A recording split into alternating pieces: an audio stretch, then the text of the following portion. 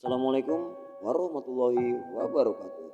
Kembali lagi bersama gue Lukas Priatno pada segmen Cerita Horor Pendaki Gunung. Kali ini gue akan melanjutkan sebuah kisah yang terjadi di Gunung Cermai pada tahun 1996 part 3. Untuk kalian yang ingin mendengarkan kisah ini, kalian bisa simak part 1 dan part 2-nya. Linknya gue taruh di kolom deskripsi. Kita lanjut ke ceritanya. Untuk yang belum subscribe, silahkan tekan tombol subscribe terlebih dahulu. Like, komen, dan juga share video ini sebanyak-banyaknya agar gue bisa lebih bersemangat lagi untuk membuat kisah-kisah terbaru di channel ini. Dan buat kalian yang udah support gue dari awal, gue ucapkan terima kasih.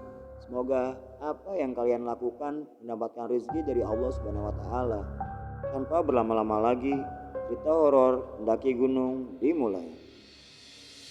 Jangan tutup mata kalian, karena mereka ada di sekitarmu.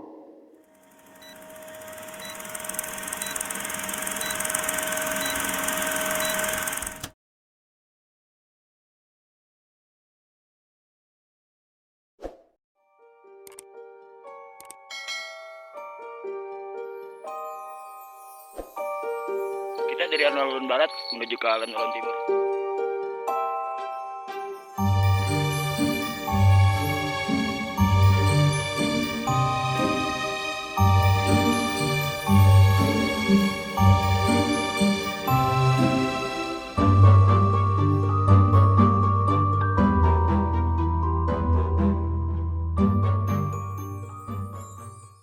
Suaraku menggema di puncak Gunung Cermai.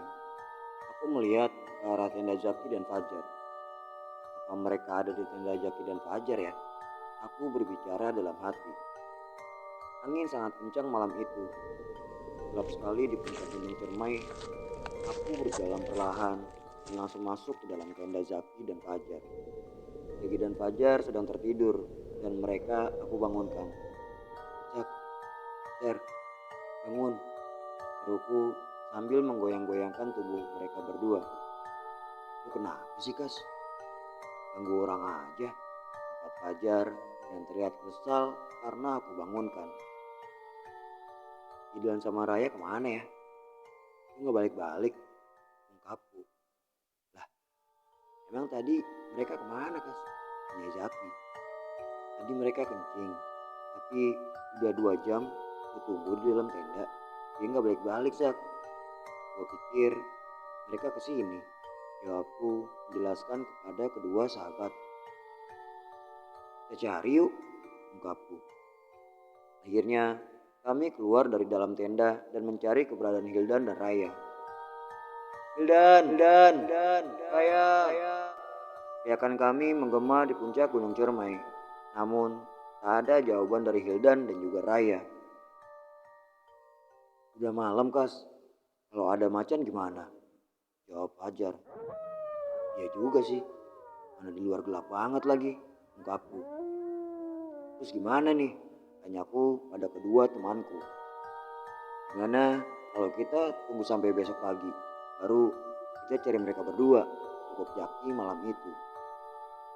Akhirnya kami bertiga kembali ke dalam tenda dan menunggu mereka kembali, berharap mereka tidak jauh dari sini dan segera kembali. Waktu seakan berjalan lamban. Zaki dan Fajar sudah tertidur lelap. Sedangkan aku masih memikirkan keberadaan mereka berdua. Aku benar-benar tak tidur malam itu. Angin bertiup sangat kencang malam ini.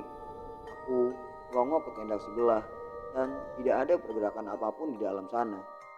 Aku kembali memandang langit-langit dari dalam tenda.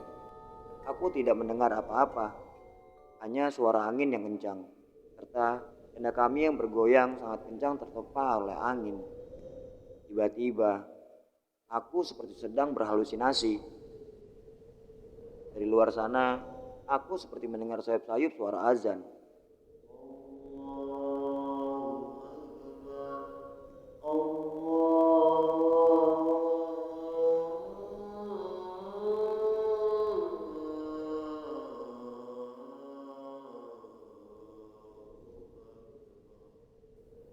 Apakah benar yang aku dengar ini?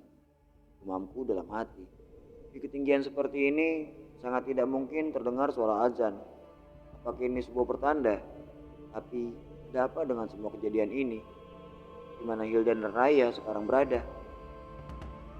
Ketika air mataku mengalir dari kedua belah mataku, aku kembali teringat Hildan dan Raya.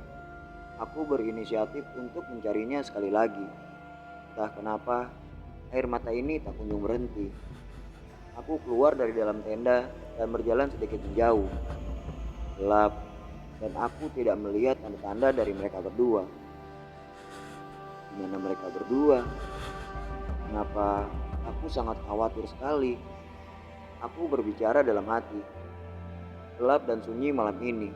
Aku hanya merasa menyesal.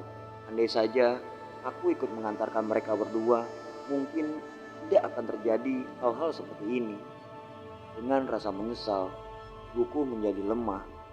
Aku bertumpu pada kedua lututku dan menghadap ke dalam kawah Gunung Cermai. Hildan, Raya, maafkan aku.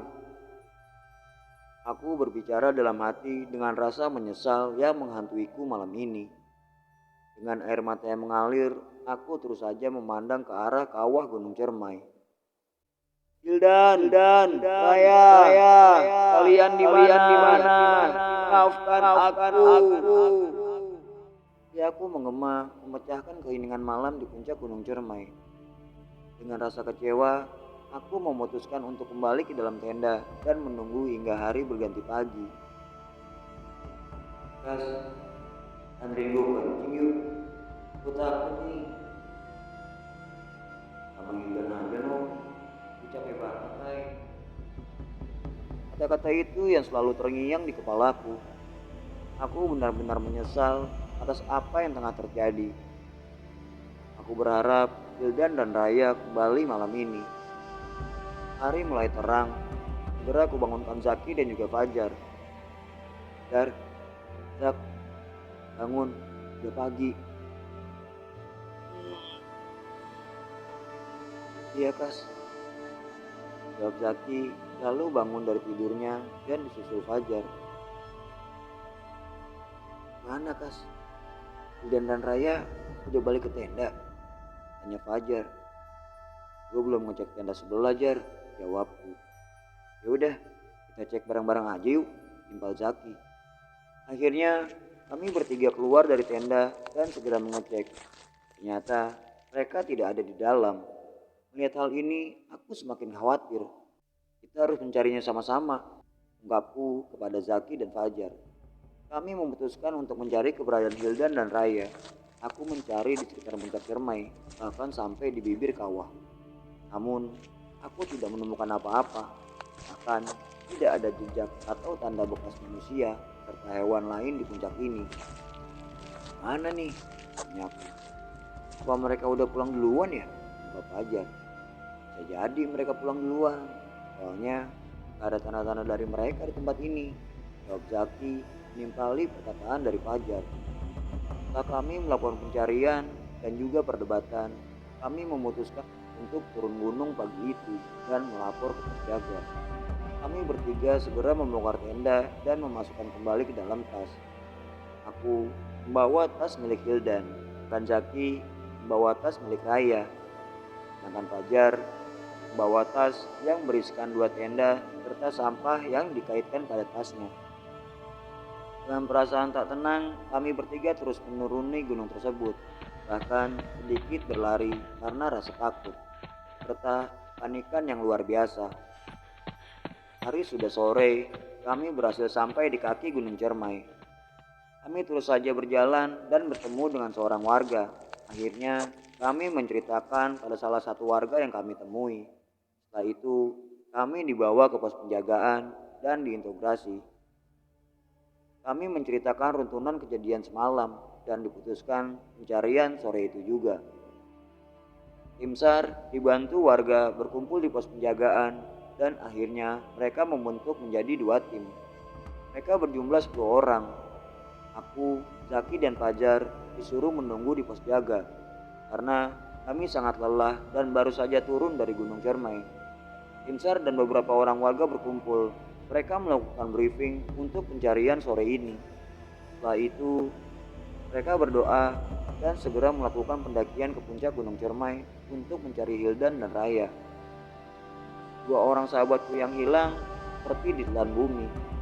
Kami bertiga sangat berharap mereka berdua ditemukan dan kembali bersama kami. Rasa penyesalan terus saja menghantuiku. Aku mengutuk diriku sendiri. Andai saja aku ikut mengantarkan mereka berdua. Hildan, Raya, maafkan kebodohan. Aku menyesal.